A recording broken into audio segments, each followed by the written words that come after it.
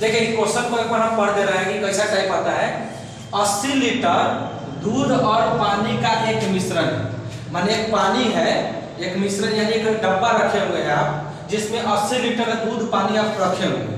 आपके पास कोई डब्बा होगा, गैलन होगा, उस गैलन में आप 80 लीटर दूध और पानी रखे हुए, मिलाकर रखे हुए हैं, जिसमें बोला है कि दूध और पानी का अनुपात 7:3 है।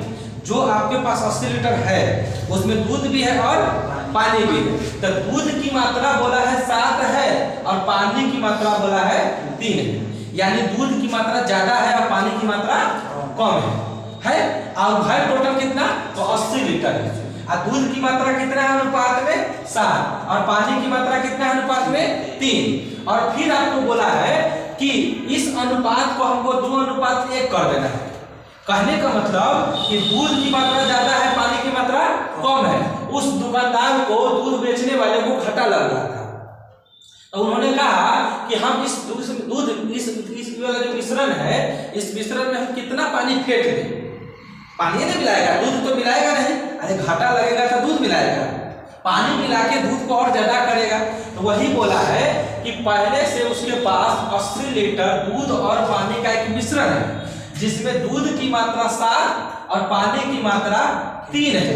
लेकिन अब वो चाहता है कि 7:3 न रहे, अब वो चाहता है कि 2:1 हो जाए, यानी दूध अगर 2 रहेगा तो पानी 1 रहेगा, यानी 50% पानी रहेगा, यानी दूध जितना भी रहेगा उसका 50% पानी रहेगा, यही चाहता है। तो ऐसा सवाल कभी भी आए कि दूध पानी का इतना मिश्रण है, उसमें पहले से दूध पानी का अनुपात ये है, बाद में हमें इतना कर देना है, ऐसा प्रश्न कभी भी आए तो आपको करना क्या है, जैसे यहाँ पर देखिए मिल्क और वाटर, हम ऐसे लिखिए मिल्क और वाटर, इसका अनुपात है 7:3। ध्यान से समझिएगा, मिल्क और वाटर का अनुपात है 7:3, लेकिन अब इस अनुपात को हमको कर देना है 2:1, यही क्या कर देना है। पहले से 7:3 था, लेकिन अब हम लोगों को कर देना है 2:1। तो कितना पानी मिला है, कितना पानी मिला है। तो आप लोग बस एक चीज बताइए कि जो कोई आदमी एगो गैलन में कितना 80 लीटर दूध रखे हुआ है, मान लो दूध और पानी रखा हुआ है, ठीक, इसमें हम पानी फेंट दिए और पानी मिला दिए इसमें, तो जब पानी और मिलाइएगा तो आप बताइए दूध पनगर हो जाएगा।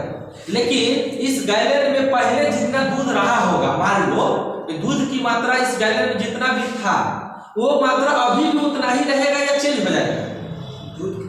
आप बताइए, दूध पनगर हो गया है, लेकिन मान लो कि ये मेरे पास गैलन है, इसमें जितना भी दूध रखे हुए हैं और जितना पानी रखे है, अब हम अलग से पानी मिला दिए, तो पहले से जो इस गैलन में दूध की मात्रा था वो मात्रा अभी भी उतना ही है या दूध भाग गया इसमें? उतना ही है, उतना ही है।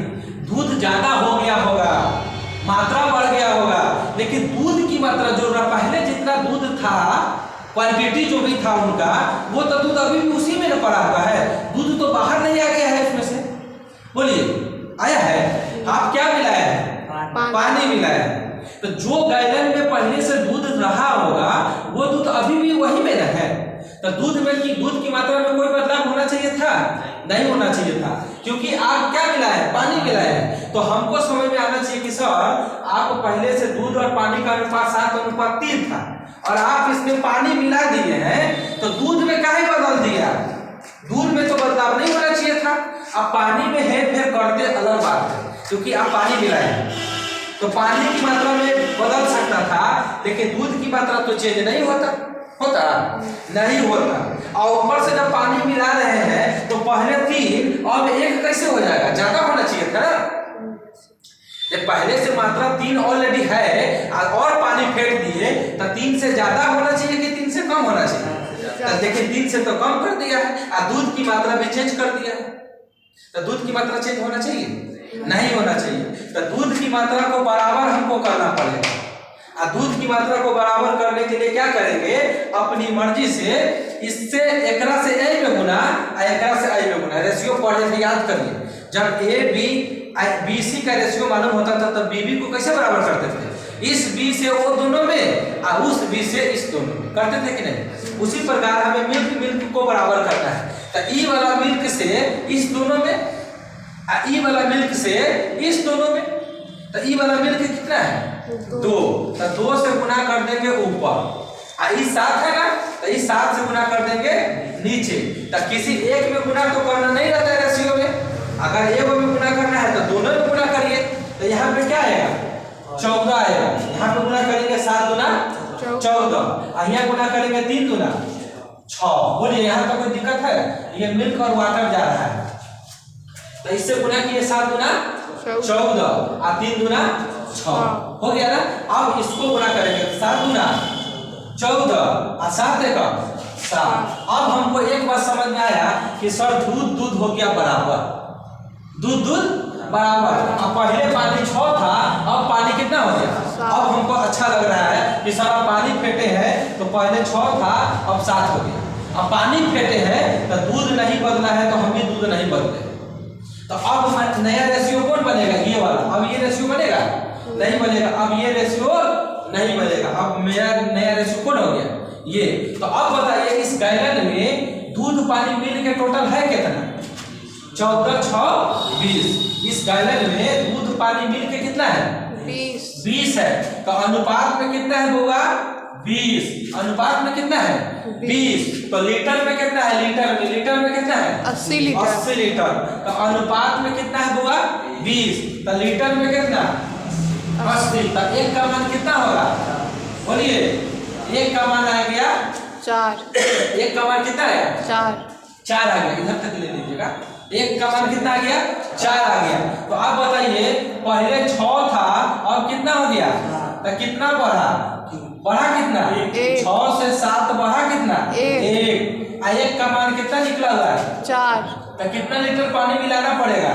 4 कितना लीटर? 4 लीटर पानी मिलाना पड़ेगा। एक बार और हम जल्दी से समझा देते हैं फटाफट। देखिए 80 लीटर दूध पानी का मिश्रण था, दूध पानी का मिश्रण था। दूध था 7, पानी था 3। अब जब इसमें पानी मिला दिए तो नया रेशियो बन गया 2:1। लेकिन हम सोचे कि सर आप पानी मिलाए हैं, तो हम मान के चलेंगे कि सर पानी में ना बदलाव करिए। पानी आप मिलाए तो पानी में चेंज करिए। दूध में आप क्यों बदल रहे हैं? दूध में भी आप चेंज कर दिए हैं। तो वो दूध में चेंज कर दिया है, तो हम दूध को पहले बराबर किए हैं। तो दूध को बराबर करने का क्या तरीका है? ये दूध से ये दोनों में गुना कर देंगे, और ये वाला दूध से ये दोनों में गुना कर देंगे। तो ये 2 से ऊपर में गुना हुआ तो 7 गुना 14 और 3 गुना 6 हो गया। ये दूध 7 है तो 7 गुना 14 और 7 एकम 7। अब दूध हो गया बराबर। अब नया रेशियो ये बन चुका है। तो अब गैलन में नया रेशियो आया दूध पानी का 14 को 6 20 को 14 6 20 और लीटर में है 80। तो 20 का मान 80 है, तो एक का मान आ गया 4। अब पहले 6 लीटर था, अब 7 लीटर हो गया पानी। पहले 6 लीटर था, अब 7 लीटर हो गया। तो कितना बढ़ गया? 1 बढ़ गया। एक का मान ऑलरेडी हम निकाल के बैठे हुए हैं। तो एक का मान आ गया 4। तो आंसर हो गया 4। यानी इसमें कितने लीटर पानी मिलाना पड़ेगा? 4 लीटर पानी।